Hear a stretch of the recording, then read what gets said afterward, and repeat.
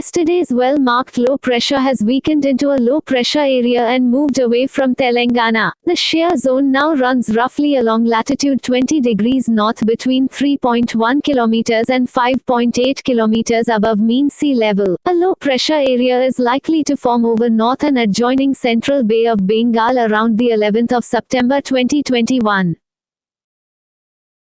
Forecast for day 1, light to moderate rain or thunder showers very likely to occur at a few places over Telangana. Forecast for day 2, light to moderate rain or thunder showers very likely to occur at isolated places over Telangana. Forecast for day 3, light to moderate rain or thunder showers very likely to occur at isolated places over Telangana. Forecast for day 4, light to moderate rain or thunder showers very likely to occur at a few places over Telangana.